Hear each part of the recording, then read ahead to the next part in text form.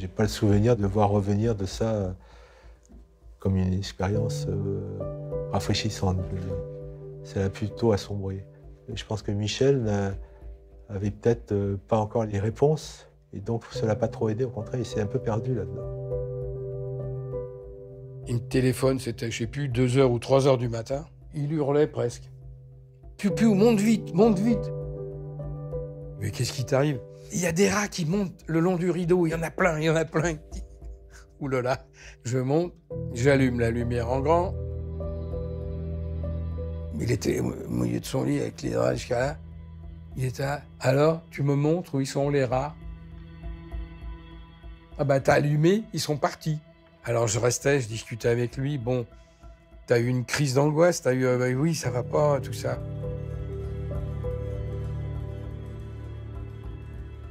Il m'a dit un jour qu'il avait rencontré le diable et qu'il avait parlé avec lui. Mais il me l'a dit très sérieusement. Il a été voir un curé pour les gens pas qui sont damnés, mais vous savez, un genre d'exorciste. Voilà, il a été voir un curé comme ça. Il me disait qu'il ne pouvait dormir que dans les églises et que la nuit, il tournait dans Paris pour chercher une église ouverte. Je crois qu'il a fait le tour de tout ce qui est possible pour essayer de survivre, quoi, hein. D'égorger un mouton dans une baignoire ou de tuer un coq et de s'enduire avec du sang d'animal. Je ne sais pas comment il a pu en arriver à ce point-là. Ça va plus loin que la dépression et tout ça. Ça a été vraiment une vraie folie, quoi. Il avait ce vrai sentiment de perte de décrochage, quoi, de perte de repère. Il décrochait du quotidien de la vie. Au printemps 1979, un événement va le contraindre à revenir dans la réalité du quotidien. 3 ans après leur séparation, le divorce est prononcé avec la mère de ses enfants. Chantal Simon fait le choix de partir vivre à Tahiti, lui laissant la garde exclusive de Garance et de Barthélemy, respectivement âgés de 8 et 4 ans. On les avait emmenés en Normandie pendant un moment. Moi, ils étaient bien, ils étaient contents, les gosses. Lui, il les voyait tous les jours, mais bon, il fallait pas que ça dure trop longtemps, quoi, voilà. Au bout d'un moment, il était embarrassé, on voyait bien que c'était pas son truc, il était débordé tout de suite, quoi. Michel était plus en état. Lui, il était dans son monde et tout ça. Je crois qu'il mesurait pas à ce moment-là. Il était trop préoccupé par lui-même. Je pense qu'il mesurait pas les conséquences de tout ça, quoi.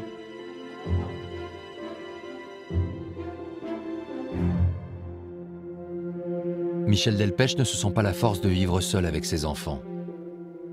Il va dès lors faire appel à ses parents.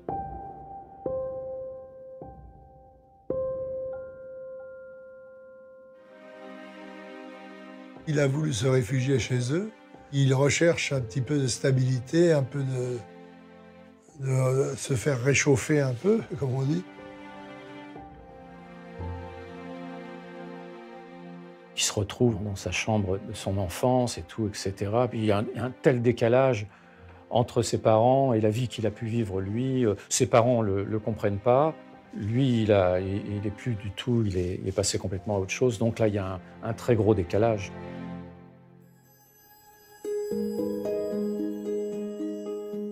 C'est difficile de se dire non, je vais retourner chez mon père et ma mère. C'est compliqué. Son père, effectivement, se lève à 5 heures du matin pour aller travailler. Et là, il se sent culpabilisé, honteux de ce qu'il vit, alors que ses parents, eux, se battent pour vivre et pour gagner leur vie, quoi. Ses parents sont très affectés par cette situation. Oui, ça a été une période très douloureuse pour eux. Ils se demandaient vraiment ce qui se passait, quoi. Et je pense qu'ils ne s'attendaient pas non plus à ce que ce soit si grave.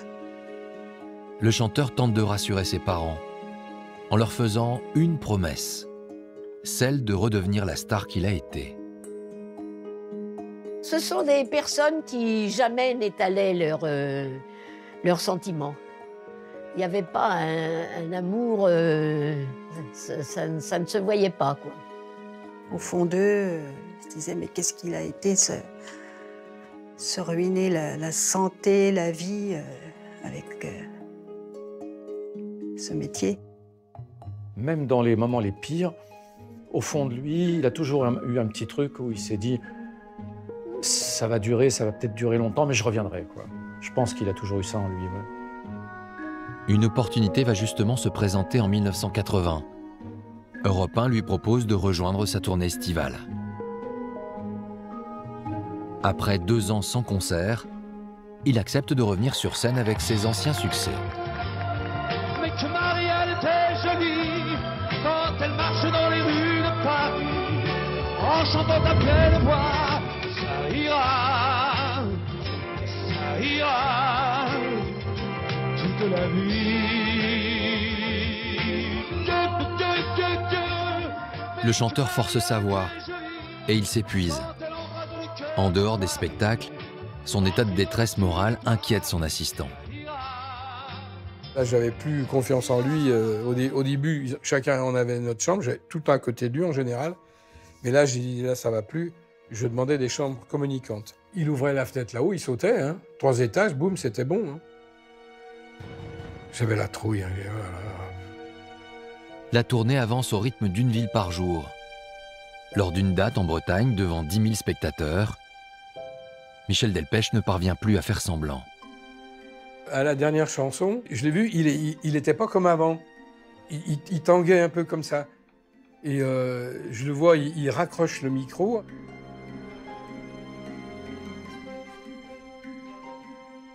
Il fait 2 pas comme ça en arrière, et il a les genoux qui commencent à plier, et moi j'arrive derrière lui, et hop, je l'attrape comme ça, et je le tire derrière, il me tombe pratiquement dans les bras, et je le tire pour le sortir de la scène.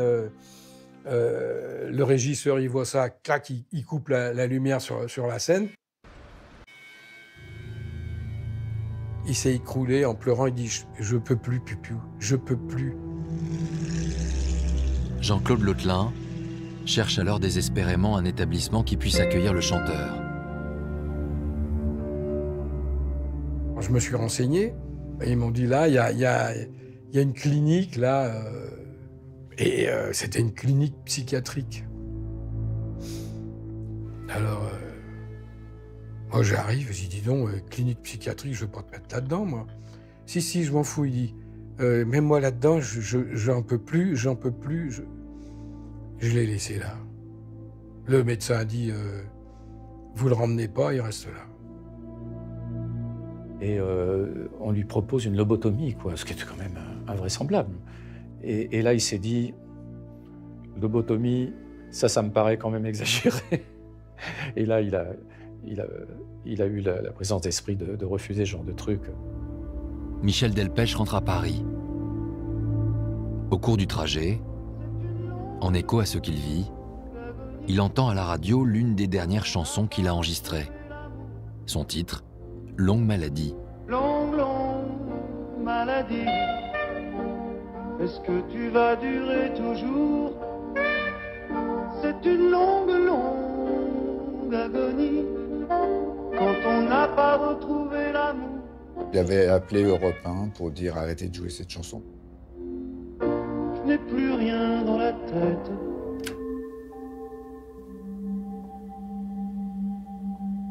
Le retour chez ses parents et cette plongée dans son passé ont sans doute mis un peu plus l'accent sur ce qu'il avait perdu. Michel Delpech a du mal à se projeter dans un avenir artistique.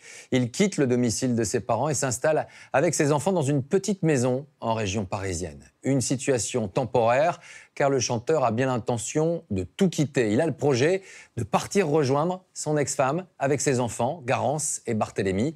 En 1983, tout est prêt pour le départ.